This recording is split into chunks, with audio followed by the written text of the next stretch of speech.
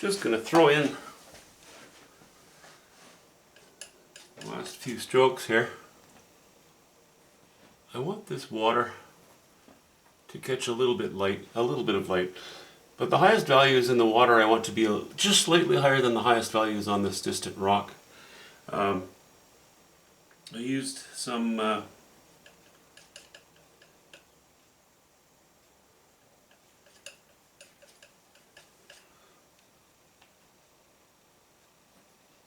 the rock is mostly raw umber and white. And I did use a little bit of alizarin crimson, a little bit of burnt sienna, and a little bit of ultramarine blue in the rock as well. Just to give it slight variety, you know. As you can see, I tried to keep it fairly subtle.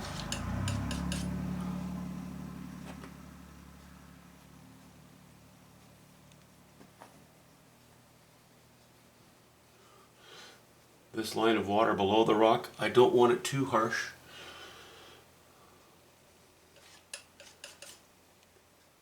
But I don't want it too weak either. Just right, trying to get it just right here. Scraping the last vestiges of paint off of my mixing area.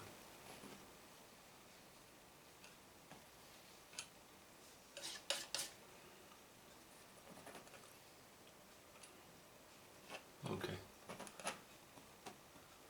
That'll do for the moment, I think.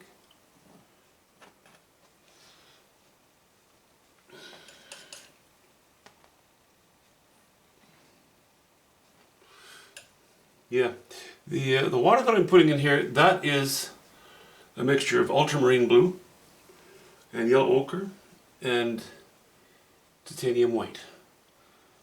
Still keeping the values down. You know, I've kind of got everything in place now as far as the distance. The main event is coming up soon. Maybe what I'll do is I'll just back the camera off and see if I can show.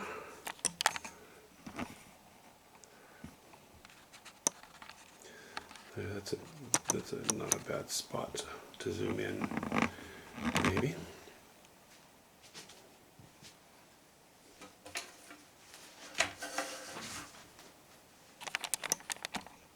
Clickety clack, as always. Playing with my camera without editing it. I don't have time for that kind of stuff. This is all real-time, one-shot video. Well, mine almost always are these days.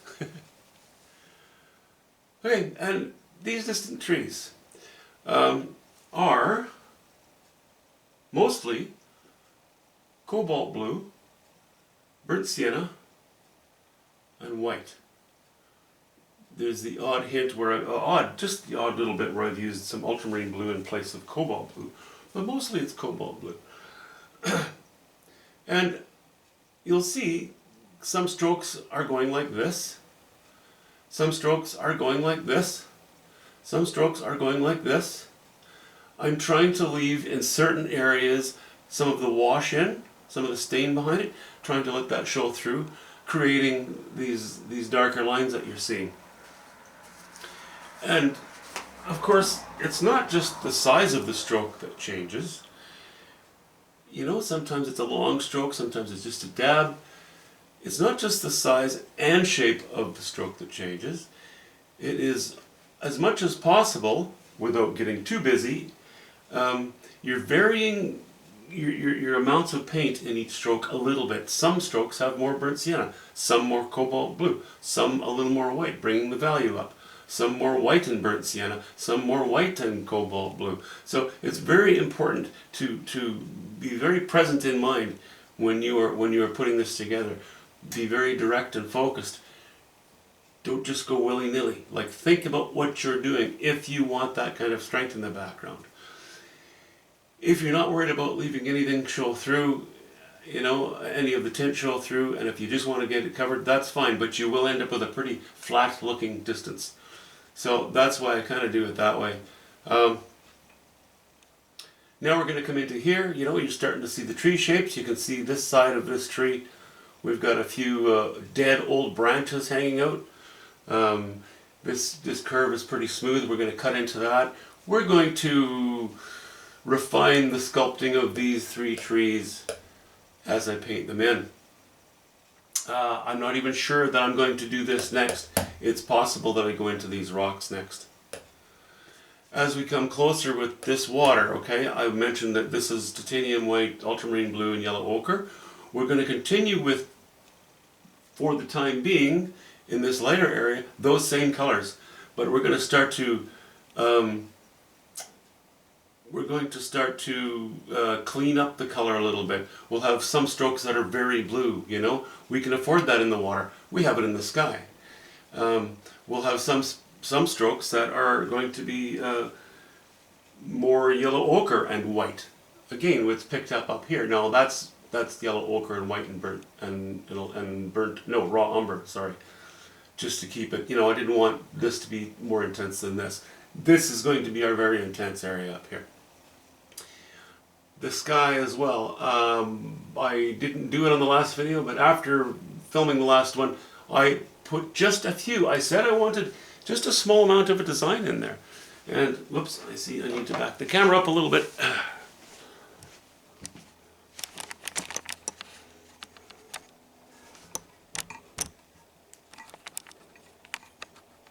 Hope you can see this okay. All right.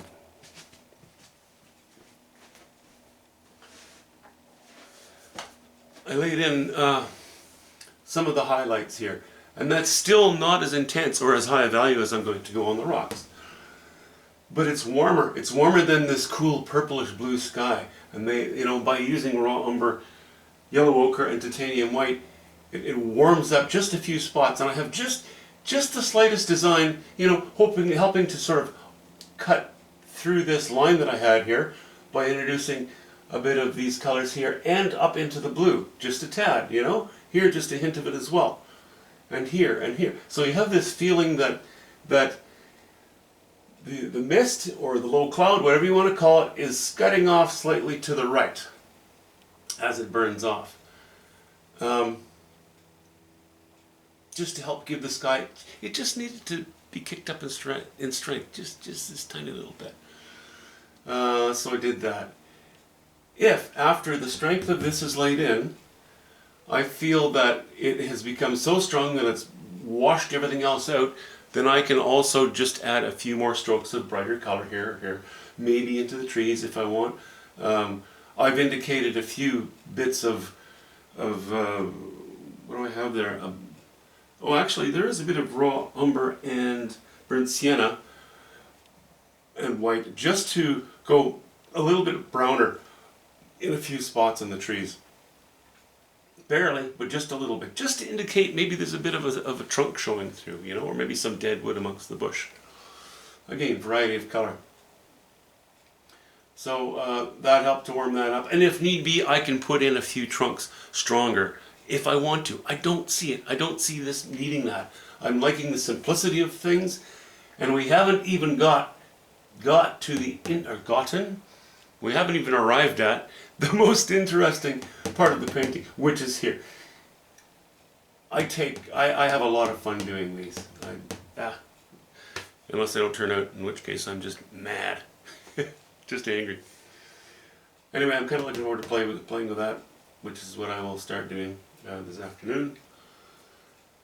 And in the meantime, I just wanted to show you how it is so far. Thanks for watching. See you soon.